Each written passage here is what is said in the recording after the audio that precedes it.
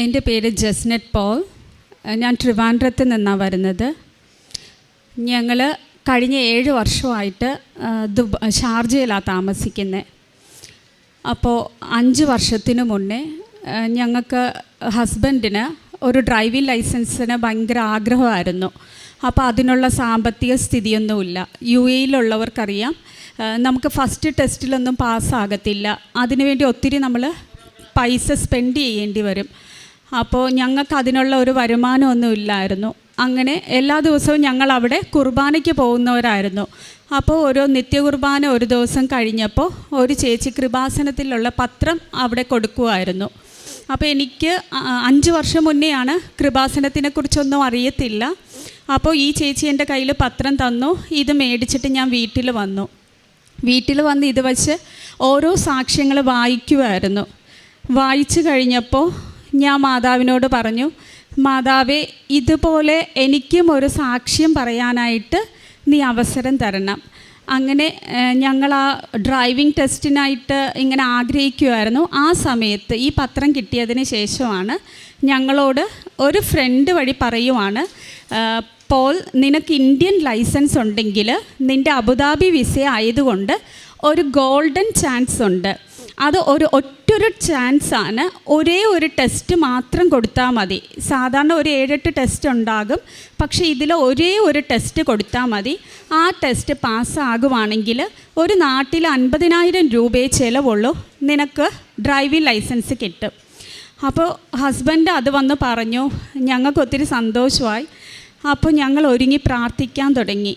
അപ്പോൾ ഈ കൃപാസന പത്രം കിട്ടിയല്ലോ, അതിലെ സാക്ഷ്യങ്ങളൊക്കെ കേട്ടപ്പോൾ ഞാൻ മാതാവിനോടും പറഞ്ഞു, മാതാവേ, ഞങ്ങൾക്കും ഇതുപോലെ സാധിക്കണം. അങ്ങനെ ഹസ്ബൻഡിനോട് ഞാൻ പറഞ്ഞു, ഈ മാതാവിനോട് നമുക്ക് പ്രാർത്ഥിക്കാം. അങ്ങനെ ഞങ്ങൾ പ്രാർത്ഥിച്ചൊരുങ്ങി. ടെസ്റ്റിൻ്റെ അന്ന് ഹസ്ബൻഡ് അബുദാബിക്കാണ് പോയിരിക്കുന്നത്. അപ്പം ഞാൻ ഷാർജയിലാണ്. അപ്പം ഞാൻ പറഞ്ഞു, പോളിച്ചാൻ ടെസ്റ്റിന് പോയിക്കോ, ഞാൻ ഇവിടെ ഇരുന്ന് പ്രാർത്ഥിക്കൂ എന്ന് പറഞ്ഞു. അങ്ങനെ പ്രാർത്ഥിച്ചുകൊണ്ടിരുന്നു. കുറേ കഴിഞ്ഞപ്പം ഹസ്ബൻഡ് വിളിച്ച് വളരെ വിഷമത്തോടെ പറഞ്ഞു, മോളെ, ഡ്രൈവിംഗ് ടെസ്റ്റ് നടന്നു, പക്ഷേ അവർ പറഞ്ഞത് ലെഫ്റ്റിലോട്ട് എടുക്കാനായിരുന്നു. ഞാനത് നന്നായിട്ട് ശ്രദ്ധിച്ചില്ല. അപ്പം ഞാൻ റൈറ്റിലോട്ട് എടുത്തു. അപ്പോൾ അവരെന്നോട് ദേഷ്യപ്പെട്ടിട്ട് പറഞ്ഞു, നീ ഇറങ്ങിക്കോ, നീ അശ്രദ്ധയാണ് കാണിച്ചേ, നിന്നോട് ഈ ഇന്ന വഴിയിലല്ലേ എടുക്കാൻ പറഞ്ഞു, ഇപ്പം എന്തിനാ നീ ഇതിലോട്ട് എടുത്തതെന്ന് പറഞ്ഞു. അപ്പോൾ ഇറക്കി. അപ്പോൾ ആൾക്കറിയാം, അവിടെയുള്ളവർക്കറിയാം അവിടുത്തെ റൂൾ അനുസരിച്ച് അങ്ങനെയുണ്ടെങ്കിൽ പിന്നെ ഇനി നമുക്ക് മുന്നോട്ടില്ല, അത് ഫെയിലാണ്. അപ്പം ഞങ്ങൾക്ക് മുന്നേ ഉള്ളവർക്കും ഞങ്ങളുടെ ശേഷം കഴിഞ്ഞ എല്ലാവർക്കും പാസ് എന്ന് പറഞ്ഞിട്ട് ഒരു മൊബൈലിൽ മെസ്സേജ് വരും. ഞങ്ങൾക്ക് അത് എത്ര ടൈം കഴിഞ്ഞിട്ട് ഞങ്ങളുടെ ശേഷം കഴിഞ്ഞവർക്കും വന്നു, ഹസ്ബൻഡിന് വന്നില്ല. അപ്പോൾ അച്ചായൻ വിളിച്ച് വളരെ വിഷമത്തോടെ കരഞ്ഞു. ഞാനപ്പോൾ പറഞ്ഞു, അച്ഛാ, പേടിക്കണ്ട, ഈ മാതാവിനോടല്ലേ നമ്മൾ പ്രാർത്ഥിച്ചേ, ഈ മാതാവ് പോളിച്ചാനെ ജയിപ്പിച്ചിരിക്കും എന്ന് പറഞ്ഞു. എന്നിട്ട് ഞാൻ ഈ മുട്ടുകുത്തി. അപ്പോൾ കൃപാസന മാതാവിൻ്റെ ഫോട്ടോ ഒന്നുമില്ല, ഈ പത്രം മാത്രമേ ഉള്ളൂ. പത്രത്തിൽ മാതാവിൻ്റെ ഫോട്ടോയുണ്ട്. ഞാൻ പറഞ്ഞു, മാതാവേ, നിന്നെക്കുറിച്ച് എനിക്കൊന്നും അറിയത്തില്ല, ഈ പത്രം വഴിയാണ് ഞാൻ അറിഞ്ഞത്. പക്ഷേ നിന്നിൽ ഞാൻ വിശ്വസിക്കണം എന്നുണ്ടെങ്കിൽ, നിനക്ക് ശക്തിയുണ്ടെങ്കിൽ, എൻ്റെ ഹസ്ബൻഡിന് ഫെയിലായി എന്ത് പറ്റിയെന്നൊന്നും എനിക്കറിയണ്ട, പക്ഷേ കുറച്ച് സമയത്തിനുള്ളിൽ ഞാനിവിടെ ഒരു മുട്ടുകുത്തി ഒരു ജപമാല എത്തിക്കും. ആ 5 രഹസ്യം കഴിയുമ്പോൾ ഞങ്ങൾക്ക് മെസ്സേജ് വരണം ഹസ്ബൻഡ് പാസ്സായി എന്നുള്ളത്. അങ്ങനെ ഞാനിത് പുള്ളിയോട് വിളിച്ച് പറഞ്ഞു, പോളിച്ചാൻ, ഞാനിതിപ്പോൾ പ്രാർത്ഥിക്കാൻ പോകുക, പോളിച്ചാനും കൊന്ത ചൊല്ലിക്കൊണ്ടിരുന്നു എന്ന് പറഞ്ഞു അവിടെ. അങ്ങനെ ഞാൻ മുട്ടിന്മേലിരുന്ന് ഈ പത്രവും അടുത്ത് വെച്ച് മാതാവിനെ നോക്കി കൊന്ത ചൊല്ലിയിട്ടിരുന്നു. 5ാമത്തെ രഹസ്യം കഴിഞ്ഞതും ഹസ്ബൻഡ് എന്നെ വിളിച്ചിട്ട് പറഞ്ഞു, മോളെ, എൻ്റെ മൊബൈലിലോട്ട് മെസ്സേജ് വന്നു, എൻ്റെ ടെസ്റ്റ് പാസ്സായി. Praise the Lord. അന്നാണ് ഞാൻ മാതാവിനോട്, ഈ കൃപാസന മാതാവിനോട് ഭയങ്കര ഒരു ഭക്തിയിലാകുന്നത്. അതിനുശേഷം എൻ്റെ ഓരോരോ കുഞ്ഞു കാര്യങ്ങളൊക്കെ ഞാൻ ചോദിക്കുമായിരുന്നു. പിന്നെ കുറച്ച് അങ്ങനെ പെട്ടെന്ന് ഡ്രൈവിംഗ് ലൈസൻസ് കിട്ടി. പിന്നെ ഒരു 5 ഇയേഴ്സ് അവിടെ വർക്ക് ചെയ്തു. ഒരു 8 മന്ത്സ് ബാക്ക് എൻ്റെ ഹസ്ബൻഡിന് അവിടെയുള്ള ഒരു ജോലി നഷ്ടപ്പെട്ടു. അപ്പോൾ ഞങ്ങൾക്ക് എല്ലാവർക്കും കുടുംബത്തോടെ നാട്ടിലോട്ട് വരേണ്ട ഒരവസ്ഥ. അപ്പോൾ എന്ത് ചെയ്യണമെന്നറിയത്തില്ല. അങ്ങനെ പക്ഷെ അതിനുശേഷം മാതാവിനെക്കുറിച്ച് ഒത്തിരി അറിഞ്ഞു. അപ്പോൾ എല്ലാവരും പറഞ്ഞു ഓൺലൈനിൽ കൂടി ഒരു ഉടമ്പടിയുണ്ട്, അതെടുക്കാൻ പറഞ്ഞു. അങ്ങനെ ഞാൻ ഓൺലൈനിൽ കൂടി ഒരു ഏപ്രിൽ മാസത്തിൽ ഉടമ്പടി മാർച്ച് മാസം ഡേറ്റ് ഓർക്കുന്നില്ല, മാർച്ച് മാസം ഫസ്റ്റ് വീക്ക് ഞാൻ ഓൺലൈനിൽ കൂടി ഉടമ്പടി എടുത്തിട്ട് നിയോഗം വെച്ചത് എൻ്റെ ഹസ്ബൻഡിന് ഏപ്രിൽ 1 മാസം, കാര്യം ഞങ്ങൾക്കിനി 1 മാസം കഴിഞ്ഞാൽ ആളുടെ ജോലി ടെർമിനേറ്റ് ചെയ്ത് പീരീഡ് കഴിയും. അപ്പോൾ ഞങ്ങൾക്ക് നാട്ടിലോട്ട് വരണം. ആ 1 മാസത്തിനുള്ളിൽ ഇപ്പോൾ ഹസ്ബൻഡിന് ഉള്ളതിനേക്കാളും കൂടുതൽ ശമ്പളം ഞാൻ അതിലൊരു എമൗണ്ട് സാലറി ആയിട്ട് എഴുതിയിട്ട് ഞാൻ പറഞ്ഞു, ഞങ്ങൾക്ക് ദുബായിലാണ് ഇതുവരെ ജോലി ഉണ്ടായിരുന്നത്. ഞാൻ പറഞ്ഞു ഞങ്ങൾക്ക് ഷാർജയിൽ ജോലി വേണം, കാരണം ഷാർജയിലാണെങ്കിൽ ഹസ്ബൻഡിന് പോയി വരാം, ഞങ്ങൾക്ക് പള്ളിയിലൊക്കെ പോകാം, ബുദ്ധിമുട്ടില്ല. അങ്ങനെ ഞാൻ മാതാവിനോട് എഴുതി. വിശ്വാസം ഉണ്ടോ എന്ന് ചോദിച്ചാൽ വിശ്വാസമുണ്ട്, എന്നാൽ പകുതി സംശയത്തിലുമായിരുന്നു എഴുതിയത്. അപ്പം ഞാൻ ആ എമൗണ്ടും എഴുതി, ഇന്ന ഡേറ്റും ഇട്ട് ഇന്ന സ്ഥലത്തിൽ ജോലി വേണമെന്നും എഴുതി. അത് എഴുതി 1 മാസം കഴിയുന്നതിന് മുന്നേ ആ ജോലി ടെർമിനേഷൻ ഡേറ്റ് ഞങ്ങളുടെ വിസ എല്ലാം തീരുന്നതിന് മുന്നേ ഞങ്ങൾ ഒത്തിരി അടുത്ത് മുട്ടി നോക്കി, ഒരു വാതിലും തുറന്നില്ല. ഒരു ദിവസം ഞങ്ങൾ ഇന്ന് വരെ ഞങ്ങൾക്ക് പരിചയമില്ലാത്ത ആരോ ഒരു വ്യക്തി ഞങ്ങളെക്കുറിച്ച് അറിയുകയും അവർ ഞങ്ങളുടെ മൊബൈൽ നമ്പർ ആരുടെ അടുത്തുനിന്നോ മേടിച്ചു. എന്നിട്ട് ഞങ്ങളെ വിളിച്ചിട്ട് പറഞ്ഞു, നിങ്ങൾ പോളല്ലേ, ജോലി നഷ്ടപ്പെട്ടിരിക്കുവാണോ എന്ന് ചോദിച്ചു. ഞങ്ങൾ പറഞ്ഞു അതേന്ന് പറഞ്ഞു. അപ്പോൾ പറഞ്ഞു നിങ്ങളുടെ ഒരു CV തന്നേക്കെന്ന് പറഞ്ഞു. അങ്ങനെ CV കൊടുത്തു. ആ സമയത്തിനുള്ളിൽ ആ CV ഞാൻ ഫോർവേഡ് ചെയ്തു. വിത്തിൻ ആ ഡേയ്സിനുള്ളിൽ പോളച്ചാന് ഞങ്ങൾ ആഗ്രഹിക്കുന്നതിനേക്കാളും അപ്പുറം ഏറ്റവും നല്ല ഒരു മറൈൻ ഫീൽഡിൽ ഒരു പുതിയൊരു സെക്ടറിൽ ഞാൻ എഴുതിയ ആ ശമ്പളം 1 രൂപ അങ്ങും പോയില്ല ഇങ്ങും പോയില്ല. അതേ ശമ്പളത്തിൽ ഞാൻ എഴുതിയ ഷാർജയിൽ ആ സാലറി തന്ന് അമ്മ മാതാവ് ഞങ്ങളെ അനുഗ്രഹിച്ചു. അതിനുശേഷം 3ാമത് ഞങ്ങൾക്ക് കിട്ടുന്ന അനുഗ്രഹം എന്ന് പറഞ്ഞാൽ, എൻ്റെ മമ്മി സുഖമില്ലാതെ കുറേ ശാരീരിക അസ്വസ്ഥതകളൊക്കെ ആയിട്ട് ട്രിവാൻഡ്രം അനന്തപുരി റിസർച്ച് സെൻറ്ററിൽ അഡ്മിറ്റായിരുന്നു. അപ്പോൾ അഡ്മിറ്റ് ചെയ്തപ്പോൾ ഡോക്ടേഴ്സ് 95% മമ്മിക്ക് ക്യാൻസർ ആണെന്ന് ഡൗട്ട് ചെയ്തു.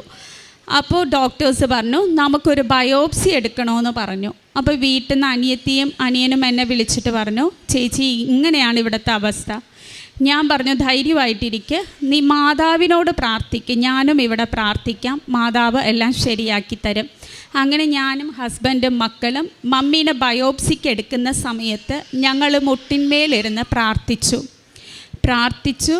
ആ ബയോപ്സി റിപ്പോർട്ട് 1 വീക്ക് കഴിഞ്ഞപ്പോഴാണ് വന്നത്. അപ്പം ഞാൻ മാതാവിനോട് പറഞ്ഞു, അമ്മേ എൻ്റെ മമ്മിക്ക് എന്തായിരുന്നിരുന്നാലും ക്യാൻസർ എന്ന ഒരു അസുഖം വരാൻ പാടില്ല, അത് മാതാവ് എടുത്ത് മാറ്റണം. അങ്ങനെ മാറ്റിയാൽ ഞാൻ അമ്മയുടെ മുന്നിൽ നേരിട്ട് വന്ന് സാക്ഷ്യം പറയുമെന്ന് പറഞ്ഞു. അങ്ങനെ ആ ബയോപ്സി റിസൾട്ട് വന്നപ്പോൾ മമ്മിക്ക് ക്യാൻസറിൻ്റെ ഒരംശം പോലും ബോഡിയിലുണ്ടായിരുന്നില്ല. എങ്കിലും ഡോക്ടറിന് വീണ്ടും ഡൗട്ടായിരുന്നു. അവർ വീണ്ടും ഒരു ബയോപ്സി എടുത്തു വേറെ പാർട്ടിന്ന്. അതിൻ്റെയും റിസൾട്ട് നോർമലായി വന്നു. എന്നിട്ടും ഡോക്ടേഴ്സിന് സംശയം തീർന്നില്ല. അവർ 3ാമത് കൊളോനോസ്കോപ്പി ചെയ്തു. എന്നിട്ട് അവിടെ യൂട്രസിൻ്റെ ഭാഗത്ത് നിന്ന് എടുത്തു. ആ 3 ബയോപ്സിയിലും മമ്മിക്ക് ക്യാൻസറിൻ്റെ ഒരംശവുമില്ല, ഒരു ചെറിയൊരു അൾസറിൻ്റെ സ്റ്റാർട്ടിങ് എന്ന് പറഞ്ഞ് റിപ്പോർട്ട് വന്നു. അത് മാതാവ് എനിക്ക് ഈശോ വഴി ചെയ്ത് തന്ന വലിയൊരു അനുഗ്രഹമായിരുന്നു. പിന്നെ അത് കഴിഞ്ഞ് 26-ാം തീയതി ലാസ്റ്റ് ഫെബ്രുവരി 25-ാം തീയതി ഞാൻ നേരിട്ട് ഒറ്റയ്ക്ക് ഇവിടെ വന്നു, കൃപാസനത്ത് വന്നു. കാര്യം മമ്മിയുടെ ആ ഒരു സാക്ഷ്യം പറയണമെന്ന് എനിക്കുണ്ടായിരുന്നു. അപ്പോൾ ജോലി കിട്ടിയ സാക്ഷ്യമുണ്ട്. അപ്പം ഞാൻ മാതാവിനോട് നേരിട്ട് വന്ന് ഉടമ്പടി എടുക്കണമെന്നുള്ള ആഗ്രഹമായിരുന്നു. അങ്ങനെ ഞാൻ നേരിട്ട് ഫെബ്രുവരി 25-ാം തീയതി ഞാൻ ഒറ്റയ്ക്ക്, ഇവരൊക്കെ ഗൾഫിലായിരുന്നു, ഞാൻ ഒറ്റയ്ക്ക് ഇവിടെ വന്നു തീർത്ഥാടന ഉടമ്പടി എടുത്തപ്പം എൻ്റെ കുഞ്ഞിലേ മുതലുള്ള ആഗ്രഹമായിരുന്നു എനിക്ക് ഫാമിലിയോട് കൂടി UK സെറ്റിൽ ചെയ്യണം. അപ്പോൾ കല്യാണം കഴിഞ്ഞതിന് ശേഷം ഞാനും ഹസ്ബൻഡും അതിനു വേണ്ടി ഞാൻ ഒരുപാട് ഏജൻസി കയറി ഇറങ്ങി ഒത്തിരി എടുത്ത് നടന്നു. പക്ഷേ സാമ്പത്തിക ബുദ്ധിമുട്ടുകളും ബാക്കിയുള്ള കുറേ പ്രൊസീജിയേഴ്സും കാരണം ഞങ്ങൾക്ക് ഒരിക്കലും പോകാൻ പറ്റത്തില്ല എന്ന് ഞങ്ങൾക്ക് മനസ്സിലായി. എല്ലായിടത്തും ഫിനാൻസ് ഒരു പ്രോബ്ലം ആയിരുന്നു, ബാക്കിയുള്ള പ്രൊസീജിയേഴ്സും. അത് കഴിഞ്ഞ് 2 മക്കളുണ്ടായി, 1 മോളുണ്ടായപ്പോൾ വീണ്ടും ട്രൈ ചെയ്തു, ഒന്നും പറ്റുന്നില്ല. അങ്ങനെ ഞങ്ങൾ ഈ ഉടമ്പടി എടുത്തപ്പോൾ ഞാൻ വെറുതെ ഒരു നിയോഗം മാതാവിനെ എഴുതി വച്ചു, ഇങ്ങനെ ആഗ്രഹമുണ്ട് എന്ന്. ആ ഉടമ്പടി എടുത്ത് പോയതിന് ശേഷം എൻ്റെ UK ഒരു ഏജൻസി എന്നെ കോണ്ടാക്റ്റ് ചെയ്യുകയും എനിക്ക് ഒരു കോളേജ് എല്ലാം ഓക്കെ ആക്കി തരാമെന്ന് പ്രോമിസ് ചെയ്യുകയും ചെയ്തു. അങ്ങനെ എനിക്ക് പെട്ടെന്ന് തന്നെ ഉടമ്പടി എടുത്ത് വിത്തിൻ 2 മന്ത്സിനുള്ളിൽ എനിക്ക് എല്ലാ പേപ്പർ വർക്കുകളും ഫാസ്റ്റായിട്ട് നടക്കുകയാണ് ചെയ്തത്. ഞാൻ പോലും അറിഞ്ഞില്ല. ഇതിനിടയ്ക്ക് ഒരു സംഭവം ഉണ്ടായത് ഇൻ്റർവ്യൂ ആയിരുന്നു, ഒരു മെയിൻ ഇൻ്റർവ്യൂ. അവർ ഡയറക്റ്റ് എന്നെ സ്കൈപ്പ് വഴി ഇൻ്റർവ്യൂ ചെയ്യുമായിരുന്നു. അപ്പോൾ എനിക്കൊരു അഹങ്കാരം ഉണ്ടായിരുന്നു, എനിക്ക് ലാംഗ്വേജൊക്കെ നന്നായിട്ട് അറിയാം, ഇംഗ്ലീഷൊക്കെ നന്നായിട്ട് അറിയാം. അപ്പോൾ ഹസ്ബൻഡിനും എൻ്റെ മൂത്ത മോൾക്കും എന്നിൽ ഭയങ്കര ട്രസ്റ്റാണ്. മമ്മ പോയാൽ വിത്തിൻ 1 മിനിറ്റിൽ എല്ലാം പാസ്സായിട്ട് വരും, കാര്യം മമ്മയ്ക്ക് അതിനുള്ള കഴിവുണ്ട്. അപ്പം ഞാനും അങ്ങനെ അഹങ്കരിച്ചു. എൻ്റെ ഫ്രണ്ട്സും എല്ലാവരും പറഞ്ഞു, ജസ്നെറ്റ് എന്തിനാണ് പേടിക്കുന്നത്, ജസ്നെറ്റിന് പക്കിയായിട്ട് കിട്ടും. അപ്പം ഞാനും അങ്ങനെ അതിൽ അഹങ്കരിച്ചു. ഫസ്റ്റ് ഇൻ്റർവ്യൂ ചെയ്തപ്പോഴത്തേക്കും എനിക്ക് അവരുടെ സിസ്റ്റത്തിൽ പ്രോബ്ലം ഉണ്ടായതുകൊണ്ട് അത് എനിക്ക് ക്ലിയർ ചെയ്യാൻ പറ്റിയില്ല. അപ്പം എനിക്കവർ വേറൊരു ഡേറ്റ് തന്നു. അപ്പോഴത്തേക്കും ഞാൻ ഭയങ്കര അപ്സെറ്റായി. അത് കഴിഞ്ഞപ്പോൾ അവർ സെക്കൻഡ് ഇൻ്റർവ്യൂ തന്നിട്ട് എൻ്റെ പേര് പറയാൻ പറഞ്ഞപ്പോൾ, ഇൻട്രൊഡ്യൂസ് യുവർ സെൽഫ് എന്ന് പറഞ്ഞപ്പോൾ എൻ്റെ ഒരു പേര് പറയാൻ പോലും എന്നെക്കൊണ്ട് പറ്റിയില്ല. നന്നായിട്ട് ഇംഗ്ലീഷ് അറിയാം, എല്ലാം അറിയാം, പക്ഷേ എന്നെക്കൊണ്ട് മൈ നെയിം ഈസ് ജസ്നെറ്റ് പോൾ എന്ന് പറയാൻ എനിക്ക് പറ്റിയില്ല. അത്രയൊരു പേടിയും വിറയലും ഒക്കെയായിരുന്നു. ആ ഇൻ്റർവ്യൂ ഞാൻ ഫെയിലായി. ഞാൻ അവിടെ കമന്ന് കിടന്ന് ഭയങ്കരമായിട്ട് കരഞ്ഞു കഴിഞ്ഞപ്പോൾ മാതാവിൻ്റെ ഈശോയുടെ ഒരു ബോധ്യം എനിക്കുണ്ടായി. ഞാൻ എന്നെ തന്നെ എളിമപ്പെടുത്തണം, കാരണം എൻ്റെ ബുദ്ധിയിൽ ഞാൻ ആശ്രയിച്ചു എനിക്ക് പോയ ഉടനെ ഇൻ്റർവ്യൂ പാസ്സായി വരാമെന്നുള്ളത്. ഞാൻ ആ അവസ്ഥയോർത്ത് ഈശോയുടെ മാതാവിനോട് മാപ്പ് ചോദിച്ചു. ഞാൻ പറഞ്ഞു, ഇനി എൻ്റെ ബുദ്ധിയിൽ ഒന്നും സംഭവിക്കത്തില്ല. എൻ്റെ ഹസ്ബൻഡിനോടും മകളോടും ഞാൻ വിളിച്ചു പറഞ്ഞു, നിങ്ങളും ഈശോയോട് മാപ്പ് പറഞ്ഞ് പ്രാർത്ഥിക്കണം. നിങ്ങളും വിചാരിച്ചിട്ടുണ്ട് മമ്മയ്ക്ക് ഇതെല്ലാം പറ്റുമെന്ന്, നിങ്ങളും അതിന് സോറി പറയണം. എന്നെക്കൊണ്ട് ഇനി പറ്റത്തില്ല, എനിക്ക് മനസ്സിലായി ഈ ഇൻ്റർവ്യൂ ക്ലിയർ ചെയ്യാൻ എനിക്ക് പറ്റത്തില്ല എന്ന്. അങ്ങനെ ഞാൻ പ്രാർത്ഥിച്ചു, മാതാവേ ഞാൻ എളിമപ്പെടുന്നു, ഇനി എന്നെക്കൊണ്ട് എൻ്റെ ബുദ്ധി കൊണ്ട് ഒരു വാക്ക് പോലും പറയാൻ പറ്റത്തില്ല. ഈ ഇൻ്റർവ്യൂ എൻ്റെ ലാസ്റ്റ് ചാൻസാണ്. ഇതിൽ ഞാൻ ഫെയിലായാൽ ഇത്രയും ഞാൻ സ്പെൻഡ് ചെയ്തത് എൻ്റെ സ്വപ്നം എല്ലാം പോകുക ചെയ്യുന്നത്. നിൻ്റെ ഒരു സാക്ഷിയാക്കി എന്നെ മാറ്റണമേ എന്ന് പറഞ്ഞ് ഞാൻ കരഞ്ഞ് പ്രാർത്ഥിച്ചു. അതിൻ്റെ ഫലമായിട്ട് 3ാമത്തെ ഇൻ്റർവ്യൂ ഇരുന്നപ്പോൾ ഞാൻ ഇൻ്റർവ്യൂ ഇരിക്കുന്ന ചെയറിലും ആ ചുവരിന് 4 ചുറ്റും ഉടമ്പടി തൈലം കൊണ്ട് വിശ്വാസ പ്രമാണം ചൊല്ലി ഞാൻ കുരിശ് വരച്ചു. എന്നിട്ട് അത്രയും നാളും ഉടമ്പടി കാശുരൂപം ഞാൻ കയ്യിൽ മുറുകെ പിടിച്ചിരുന്നില്ല. പല സാക്ഷ്യങ്ങളിലും ഞാൻ കേട്ടപ്പോൾ അവർ ഇൻ്റർവ്യൂവിന് പോകുമ്പോഴെല്ലാം ഉടമ്പടി കാശുരൂപം കയ്യിൽ മുറുകെ പിടിച്ചിരിക്കുന്നതായിട്ട് ഞാൻ കേട്ടു. അന്ന് ആദ്യമായിട്ട് ഞാൻ ആ ഉടമ്പടി കാശുരൂപം എടുത്ത് മുറുകെ കയ്യിൽ പിടിച്ചു. എന്നിട്ട് ഇൻ്റർവ്യൂവിൻ്റെ സമയത്ത് ഞാൻ പറഞ്ഞു, അമ്മയുടെ മടിയിൽ ഞാൻ ഇരിക്കുവാണ്, അമ്മയുടെ അധരങ്ങളിൽ കൂടി അമ്മ സംസാരിക്കണം. ഞാൻ എന്ത് പറയുന്നുവോ അവരെന്ത് ചോദിക്കുന്നുവോ അതിനൊക്കെ ഞാനല്ല മറുപടി പറയേണ്ടത്, അമ്മ പറയുന്നതായിരിക്കണം അവർ കേൾക്കേണ്ടതെന്ന് ഞാൻ പറഞ്ഞു. അങ്ങനെ ഇൻ്റർവ്യൂ നടന്നു, പറയാൻ പറ്റി. അത് കഴിഞ്ഞപ്പോഴത്തേക്കും ഒരു വിത്തിൻ 1 വീക്ക് അവർ റിസൾട്ട് തന്നു, ഞാൻ ക്ലിയർ ചെയ്തു, പാസ്സായി എന്ന് പറഞ്ഞത്. അങ്ങനെ പ്രൈസ് ദ ലോർഡ്. അപ്പം എൻ്റെ ബുദ്ധിയിൽ ഞാൻ ആശ്രയിച്ചപ്പോൾ വളരെ വലിയ ഒരു ഫെയിലാണ് എൻ്റെ ജീവിതത്തിലുണ്ടായത്. അപ്പോൾ മാതാവ് എൻ്റെ ജീവിതത്തിൽ ഇടപെട്ടപ്പോൾ മാതാവിൻ്റെ മെറിറ്റ് അല്ല, എൻ്റെ മെറിറ്റ് അല്ല, മാതാവിൻ്റെ മെറിറ്റും ഗ്രേസും ഒക്കെ ആയിട്ട് എനിക്ക് കിട്ടി. പിന്നെ വിത്തിൻ 2 മന്ത്സിൽ എനിക്കെല്ലാം റെഡിയായി. ഇപ്പം എൻ്റെ വിസ എൻ്റെ കയ്യിൽ കിട്ടി. മെയ് 1st വീക്കിൽ എനിക്ക് പോകേണ്ടതാണ്. എൻ്റെ ഹസ്ബൻഡിൻ്റെയും മക്കളുടെയും വിസയ്ക്ക് ഞാൻ അപ്ലൈ ചെയ്തു. അത് വിത്തിൻ ദിസ് വീക്ക് തന്നെ അവരുടെ വിസയും കിട്ടും. അപ്പോൾ ഇതെല്ലാം എൻ്റെ മാതാവ് തിരുക്കുമാരൻ വഴി എനിക്ക് സാധിച്ചു തന്ന എൻ്റെ ജീവിതത്തിലെ വലിയ അനുഗ്രഹമാണ്. പിന്നെ ഏറ്റവും വലിയ അനുഗ്രഹം ഈ അൾത്താരയിൽ കയറി നിന്ന് കുടുംബത്തോടെ സാക്ഷ്യം പറയുക എന്നുള്ളത് എൻ്റെ ജീവിതത്തിലെ ഏറ്റവും വലിയ സ്വപ്നമായിരുന്നു. എല്ലാ ഉടമ്പടി ധ്യാനവും കേൾക്കും, എല്ലാ സാക്ഷ്യങ്ങളും കേൾക്കുമ്പോൾ ഞാൻ എന്നും പ്രാർത്ഥിക്കുന്ന ഒരു പ്രാർത്ഥന, മാതാവേ, എനിക്കും എൻ്റെ കുടുംബത്തിനും ഈ അൾത്താരയിൽ കയറി നിന്ന് നിന്നെപ്പോലെ, ഇതുപോലെ ഓരോ മക്കളെയും പോലെ നിൻ്റെ സാക്ഷിയാക്കി മാറ്റണം. അത് ഇന്ന് എൻ്റെ ജീവിതത്തിൽ സംഭവിച്ചു. എല്ലാം കിട്ടുന്നതിനേക്കാളും വലുതായിട്ട് ഈ അൾത്താരയിൽ കയറി നിന്ന് ഈശോനെ മാതാവിനെ ഉയർത്തിപ്പിടിച്ചതാണ് എൻ്റെ ജീവിതത്തിലെ ഏറ്റവും വലിയ അനുഗ്രഹം.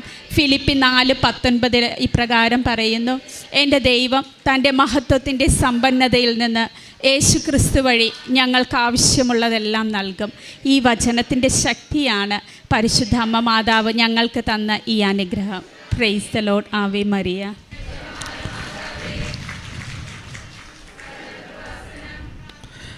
ഈ ജസ്നറ്റപ്പോൾ അവരുടെ കുടുംബസമേതം ഇവിടെ വന്നതെന്ന് സാക്ഷ്യം പറഞ്ഞത് നിങ്ങൾ കേട്ടുകൊണ്ടിരിക്കുകയായിരുന്നു.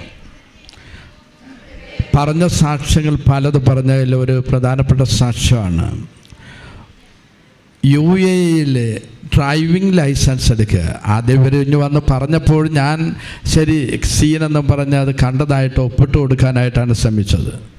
പിന്നെ ഞാൻ ഒന്നുകൂടി ഇതൊന്നും മറിച്ചൊന്ന് നോക്കിയപ്പോൾ അതിലെന്തോ ഒരു ചെറുക്ക് ഗൗരവം ഉണ്ടെന്ന് കണ്ട് നോക്കിയപ്പോഴൊന്നാണ് അത് മനസ്സിലായത്. നല്ല സാക്ഷ്യമാണെന്നുള്ളത്, ഉടമ്പടിയില്ല നല്ല സാക്ഷ്യമാണെന്നുള്ളത് എനിക്ക് മനസ്സിലായി. അതായത് UAE ഇവർ ഭർത്താവിന് വേണ്ടിയിട്ട് ഡ്രൈവിംഗ് ലൈസൻസ് എടുക്കണം. അവിടെ ലൈസൻസ് എടുക്കണമെന്നുണ്ടെങ്കിൽ സാമ്പത്തികപരമായി നല്ലൊരു ചിലവ് വരും. എത്ര ലക്ഷം രൂപ വരും ഏകദേശമൊക്കെ? അവിടെ ഒരു 3 അത് നമുക്ക് ഇപ്പോൾ പ്രൈസിലാവും. അത് നമുക്കിപ്പോൾ ഫസ്റ്റ് ടെസ്റ്റ് പാസ്സായില്ല എന്നുണ്ടെങ്കിൽ അതിൽ എപ്പോഴാണ് പാസ്സാകുന്നത് തിരപ്പെട്ട് 2ാമത്തെ ടെസ്റ്റിലായിരിക്കാം, അല്ലെങ്കിൽ 3ാമത്തെ ടെസ്റ്റിലായിരിക്കാം. അതിനനുസരിച്ച് തന്നെ ഒരു എമൗണ്ട് കൂടിക്കൊണ്ടിരിക്കും. പക്ഷേ എനിക്ക് വന്നിട്ട് ഫസ്റ്റ് ഒരു ഗോൾഡൻ ചാൻസ് അത് അബുദാബിയിൽ മാത്രമേ ഉള്ളൂ. അതല്ല, അവിടെ എടുക്കണമെന്നുണ്ടെങ്കിൽ എന്തുമാത്രം പൈസ ഏകദേശം? ഇപ്പോഴത്തെ രീതി അനുസരിച്ചാണെങ്കിൽ അവിടെ ഏകദേശം വന്നിട്ട് ഒരു 1.5 ലക്ഷം രൂപ 1.5 ലക്ഷം രൂപയോളം അവിടെ വേണ്ടി വരും. ഓക്കെ. അപ്പം ഈ സഹോദരൻ എന്ന് പറയുന്നത് ഇവർ ഉടനെ തന്നെ ചെയ്ത് ആ സമയത്ത് അങ്ങനെ ഇരിക്കുമ്പോഴാണ് ഒരു സുഹൃത്ത് വന്ന് പറയുന്നത് ഒരു ഗോൾഡൻ ചാൻസ് ഉണ്ട്. അതായത് ഇന്ത്യൻ ലൈസൻസ്, ഡ്രൈവിംഗ് ലൈസൻസ് പാസ്സായത് കൈവശമുണ്ടെങ്കിൽ നിങ്ങൾക്കുള്ളൊരു ഒരൊറ്റ തവണ ഒരു ചാൻസ് ഉണ്ട് ഇവിടെ UAE.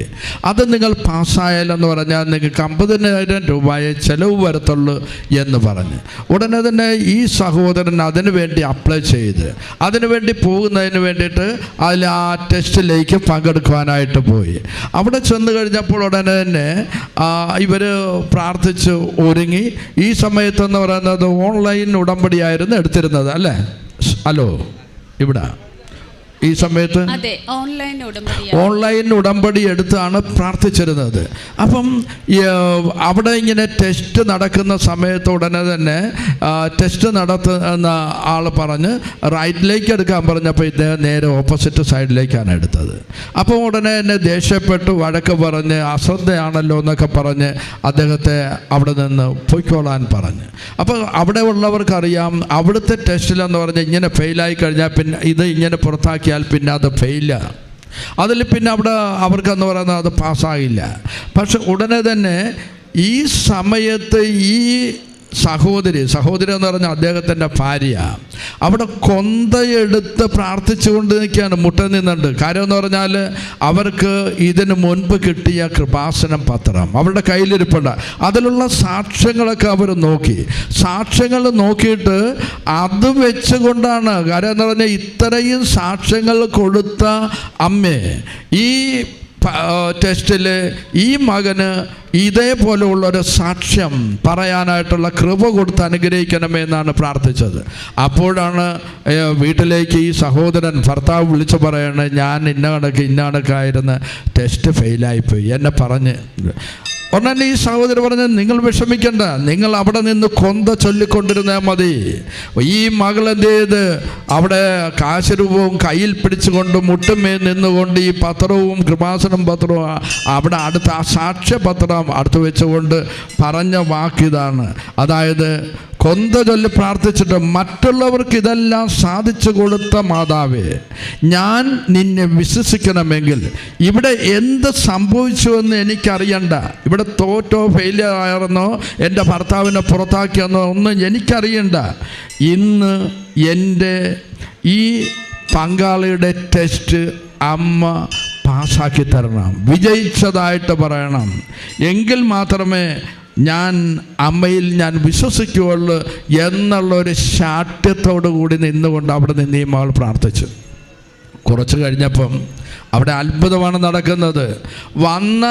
ഇവരുടെയൊക്കെ റിസൾട്ട് വന്നപ്പോൾ ഈ മകൻ പാസ്സായതായിട്ടാണ് പറയുന്നത്. നോക്കണേ, ഇവിടെയാണെന്ന് പറയുന്നത്, ഇവിടെയാണ്. അവിടെ കഴിവൊന്നും കൊണ്ടല്ല, പിന്നെന്താണ്, ഇവിടെ അമ്മ മാതാവിൻ്റെ അത്ഭുതം നടക്കുകയാണ്. അമ്മ മാതാവ് അവിടെ പ്രവർത്തിച്ചതാണ്. അമ്മ മാതാവ് സഞ്ചാരി മാതാവാണ്. ആ ടെസ്റ്റിൻ്റെ സമയത്ത് അമ്മയോട് ഇത്രയും കാർക്കശ്യത്തോട്, അതെന്തുകൊണ്ടാണെന്ന് വെച്ചാൽ അമ്മയോടൊരു പ്രത്യേക സ്നേഹമുള്ളത് കൊണ്ടാണ് അത്ര കാർക്കശ്യത്തോട് പറയുന്നത്. അവർ പള്ളിയിൽ പോവുകയും പ്രാർത്ഥിക്കുകയും മറ്റൊരു ഭർത്താവിന് വേറെ ഒരു ജോലി സ്ഥലത്തേക്ക് മാറ്റം വന്നപ്പോൾ അവർക്ക് സന്തോഷിച്ചത് നമുക്ക് പള്ളിയിൽ പോകാൻ അടുത്ത് തന്നെയാണെന്നൊക്കെയാണ്. അങ്ങനെ അമ്മ മാതാവിൻ്റെ ഉടമ്പടിയുടെ പ്രത്യേകത അതാണ്. അതായത് ഞാൻ എൻ്റെ തമ്പുരാൻ പറയുന്ന നിബന്ധനകൾ പാലിക്കുകയും അതനുസരിച്ച് ജീവിക്കുകയും ചെയ്യുക. അതായിരുന്നു അവിടുത്തെ അതവിടെ ലഭിച്ചു. രണ്ടാമത്തെ കാര്യം എന്ന് പറയുന്നത്, UK ഇവർ പോകുന്നതിന് വേണ്ടിയിട്ട് വലിയ തടസ്സങ്ങളായിരുന്നു. അപ്പോൾ ഈ മകളുടെ വർഷങ്ങളായിട്ടുള്ള ആഗ്രഹമാണ് UK ജോലിക്ക് പോകണമെന്ന്. അതിന് വേണ്ടിയിട്ട് പേപ്പറുകളൊക്കെ സബ്മിറ്റ് ചെയ്ത്, പക്ഷേ അവിടെ സബ്മിറ്റ് ചെയ്തപ്പോൾ അവിടെ ഇൻ്റർവ്യൂ ഉണ്ട്, ടെസ്റ്റുണ്ട്. അപ്പം ഇതെന്ന് പറയുന്നത് ഇവരെ സംബന്ധിച്ചിടത്തോളം ഇൻ്റർവ്യൂവിനൊക്കെ എന്ന് പറയുന്നത് കാര്യം അവരുടെ പറഞ്ഞത് നമ്മൾ ശ്രദ്ധിച്ചു കാണും.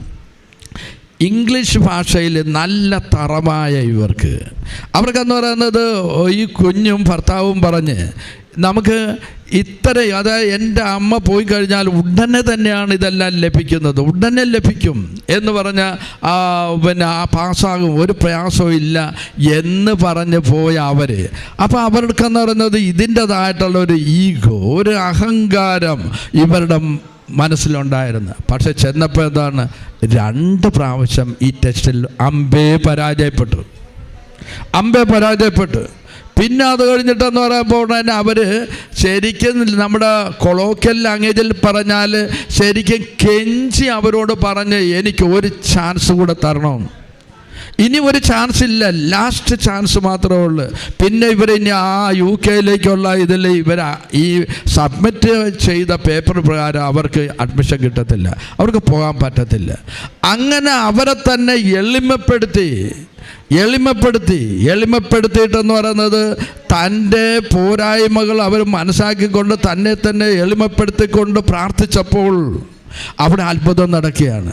എന്നിട്ട് കാശ് രൂപം കയ്യിൽ പിടിച്ചുകൊണ്ട്, എൻ്റെ മാതാവേ, എൻ്റെ അമ്മേ, ഞാനൊന്നുമല്ല, അമ്മ വേണം ഇതിൽ പ്രവർത്തിക്കാനെന്നായിട്ട് ആ ഉടമ്പടി എടുത്ത മകൾക്ക് തിരിച്ചറിവുണ്ടായി പ്രാർത്ഥിക്കുകയാണ്. യേശയ്യായുടെ 57:15 പറയുന്ന വചനമിതാണ്, അത്യുന്നതനും മഹത്വപൂർണനുമായവൻ, അനന്തതയിൽ വസിക്കുന്ന പരിശുദ്ധനെന്ന നാമം പേറുന്നവൻ അരുളിച്ചെയ്യുന്നു, ഉന്നതത്തിൽ ഞാൻ പരിശുദ്ധമായ സ്ഥലത്ത് വസിക്കുന്നു, അനുതാപികളുടെ ഹൃദയത്തെയും വിനീതരുടെ ആത്മാവിനെ നവീകരിക്കാൻ ഞാൻ അവരുടെ മധ്യേ വസിക്കുന്നുവെന്ന്.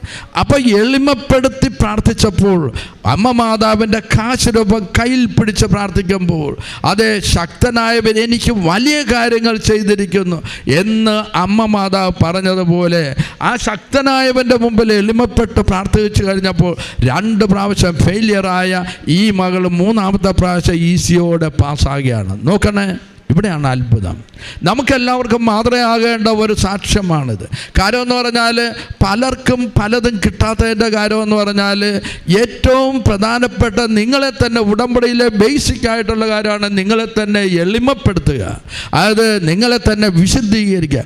വിശുദ്ധീകരണത്തിൽ ഞാനെന്ന ഭാവവും അഹങ്കാരവും ഒക്കെ ഉണ്ടെങ്കിൽ ആ കൊമ്പൊടിച്ചാൽ അവിടെയാണ് അത്ഭുതം നടക്കുക. അത് ഈ മകൾക്ക് നടത്തി. നോക്കണേ, എത്ര വലിയ സാക്ഷ്യങ്ങളാണ് ഈ മകൾക്ക് ലഭിച്ചത്. അമ്മ മാതാവിൽ ആശ്രയിച്ചുകൊണ്ട് ആ ഉടമ്പടി ശരിക്കും പാലിച്ചു കഴിഞ്ഞപ്പോൾ കിട്ടിയ ഈ അനുഗ്രഹങ്ങൾക്ക് ശക്തമായി കരങ്ങളടിച്ചുകൊണ്ട് അമ്മ മാതാവിനെ, ഈശോയെ നമുക്കൊന്ന് മഹത്വപ്പെടുത്താം. ശക്തമായി